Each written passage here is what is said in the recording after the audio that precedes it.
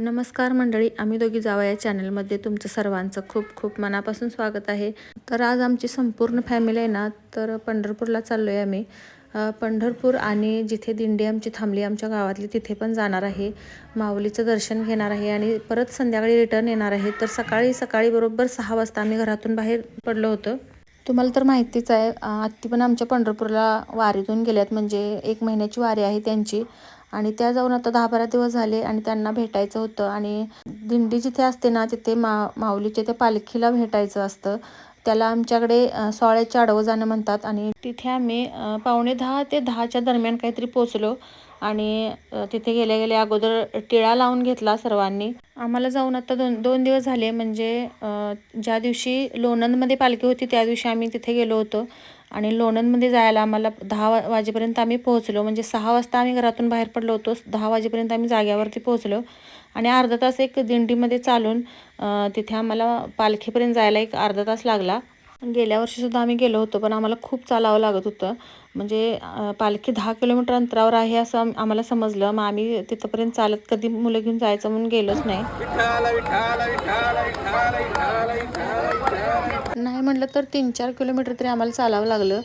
विठू माऊलीचं नामस्मरण करत आम्ही दिंडीपर्यंत पोहोचलो. या दिंडीमध्ये चालत असताना ना एक गोष्ट अशी प्रखरतेने जाणवली, की या दिंडीमध्ये कोणीही ऊच नीच किंवा लहान मोठा, श्रीमंत गरीब असा कोणीही नसतो.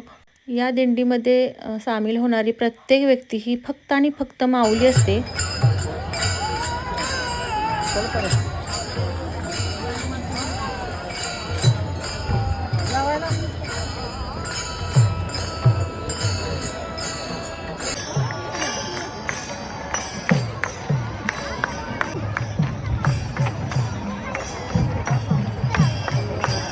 मंडळी, हा वारकरी संप्रदाय आहे ना, यांना भूक नसते का तहान नसते. एक मग्न एकाग्र होऊन हे विठू माऊलीच्या भजनात गुंग असतात. या माऊलीच्या रथाचं दर्शन घेण्यासाठी पहा, स्वयं आणि शौर्य पप्पांच्या त्यांच्या खांद्यावरती बसून पुढे गेलेत, कारण खूपच गर्दी होती. ढकलाढकलीन चेंगराचेंगरी तिथे चालू होती. आणि या रथामध्ये ना आता पादुका वगैरे नाही आहेत माऊलींच्या. त्या जिथे विसाव्याला थांबलेल्या असतात ना तिथे पादुका असतात. आणि आता लोणंदमधून सकाळी ही 12 वाजता निघणार होते, पुढच्या फलटणला जाणार होते. आणि आम्ही ती निघायच्या अगोदरच तिथे पोचलो होतो. आरती वगैरे चालू होती. आणि ती इथे कसं छत केले पहा, आणि त्याच्यामध्ये ती पालखी आहे आणि तिथे त्या पादुका आहेत. आणि इथे आतपर्यंत जायचं म्हटलं तर खूप म्हणजे अगदी खूपच गर्दी होती. पण आम्ही तेवढा आमच्याकडे वेळ नव्हता, आम्हाला जास्त वेळ थांबता येत नव्हतं, कारण आम्हाला संध्याकाळपर्यंत घरी जायचं होतं परत. म्हणून आम्ही त्या रांगेत काही गेलो नाही, लांबूनच दर्शन घेतलं. आमचं दर्शन होईपर्यंत आरती पण झाली होती. आणि हळूहळू लोक इथून पुढे फलटणला जाणार होते, त्यामुळे ती हळूहळू आता गर्दी इथली कमी होत होती. मग आम्ही म्हटलं थोड्या फुगड्या वगैरे घालूया, गाणे वगैरे म्हणूया आणि मग जाऊया. आमच्यासोबत आमच्या पलीकडच्या चाची पण होत्या ना, आणि आम्ही दोघीजणी जावा. तर आम्ही म्हटलं फुगड्या घालूया. आणि आम्ही फुगड्या घालताना बघून आमच्या पुरुषांना पण काय हौस आली, म्हणजे ते म्हटलेत आम्ही पण घालणार. तर त्यांना म्हटलं चला या मग घालूया. तर कुठलं काय, त्यांना कुठल्या फुगड्या घालायच्यात, नुसत्या उड्याच मारतात.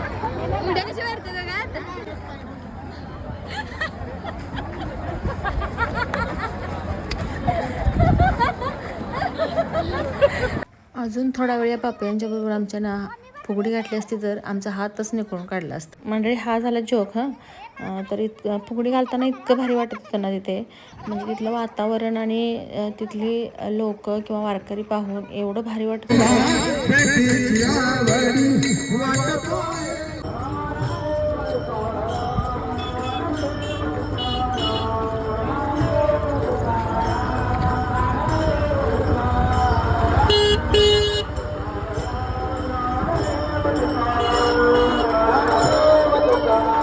दिंडीतून चालत असताना भजन कीर्तन किंवा या टाळांचा जो गजर असतो ना, तो ऐकत चालायला अजिबात कंटाळा येत नाही. अगदी हौस येते त्यांच्याबरोबर चालण्याची.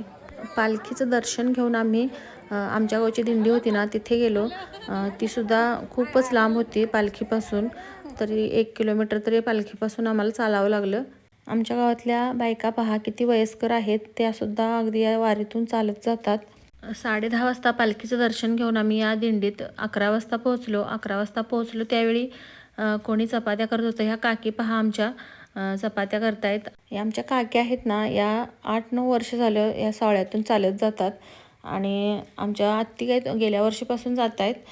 ह्या पाठीमागे पहा या आत्या आमच्या जेवायला पण बसल्यात.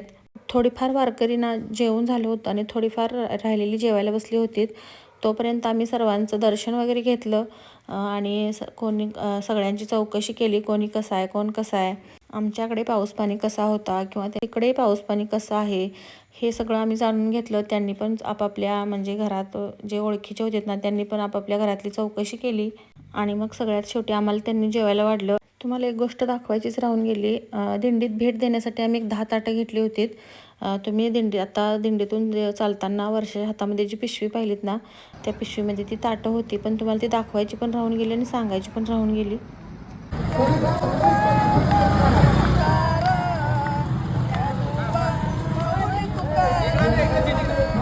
या गावच्या दिंडीतून थोडा वेळ चालून झाल्यानंतर त्यांचा रूट वेगळा आणि आमचा रूट वेगळा लागला. आम्हाला डायरेक्ट आता पंढरपूरला जायचं होतं, त्यामुळे आम्ही एका दुसऱ्या रस्त्याने आलो आणि यांचा रूट वेगळा असल्यामुळे ही दुसरीकडे गेली. त्यामुळे तिथे आमची ताटातूट झाली आणि आम्ही डायरेक्ट मग पंढरपुरात पोहोचलो. पंढरपुरात आम्हाला जायला 4 वाजले होते. तिथे पोहोचल्यानंतर सगळ्यात अगोदर आम्ही चंद्रभागेच्या तीरी गेलो. म्हणजे तिथे नदीच्या काठाला जाऊन तिथे थोडं हातपाय वगैरे धुतले. पावसाने सुरुवात केल्यानंतर एकसारखा पाऊस 10-12 दिवस लागल्यामुळे काय झालं होतं, हे चंद्रभागेचं पात्र आहे ना, नदीचं पात्र हे खूपच वर पाणी आलं होतं आणि जवळपास तुडूंब भरली होती नदी. आणि एक 4 दिवसाचा मध्ये गॅप पडला ना, पावसाने मग गॅप दिला म्हणजे पाऊसमध्ये 4-5 दिवस उघडला होता. त्या पिरियडमध्ये पाणी पूर्णपणे खाली गेलं. म्हणजे ते आता तुम्ही इथे पाहू शकता, खाली तळालाच आहे पाणी. इथे हातपाय धुवून आम्ही थोडा वेळ फेरफटका मारला आणि इथल्या छोटी छोटी जी मंदिरं आहेत ना, तिथे जाऊन आम्ही सगळ्या देवांचं दर्शन घेतलं. अशा प्रकारे आमचा नदीवरती अर्धा तास गेला आणि मंदिराकडे जायला निघालो. मंदिराकडे जाताना ना परत आम्ही एकदा टिळा लावला. सकाळी लावलेला आमचा गेला होता आता, त्यामुळे संध्याकाळी आम्ही परत लावला. माऊलीचं मुखदर्शन घ्यायचंच आमचं ठरलं होतं. त्या अगोदर म्हटलं चुडा घालूया हातामध्ये. पंढरपुरात गेल्यानंतर सगळ्या स्त्रिया चुडा घालूनच येतात. तसंही आमच्या आत्ती चुडे घेऊन येतातच. म्हणजे सगळ्यांना, म्हणजे इथे आत्तींच्या आमच्या जावा किंवा सुना वगैरे आहेत त्या शेजारी पाजारी सगळ्यांना चुडा घेऊन येतात. पण आम्ही म्हटलं चला आम्ही इथंपर्यंत आलोय, म्हटलं चुडा घालूनच जाऊया. आणि मग आम्ही विठ्ठलाच्या माऊलीच्या दर्शनासाठी मंदिरात गेलो. मंदिरात रांगेतून जर दर्शन घ्यायचं म्हटलं ना, खूपच गर्दी होती आणि 5-6 तास तरी आम्हाला दर्शनाला लागले असते. म्हणून आम्ही मुखदर्शनाच्या पाळीत गेलो. मुखदर्शनाची पाळी छोटीच होती, जास्त काही लांब नव्हती. मैत्रिणींनो, आता तुम्ही म्हणाल एवढं गेलाय तिथंपर्यंत आणि मुखदर्शन घेऊन आलाय, रांगेतून दर्शन का नाही घेतलं?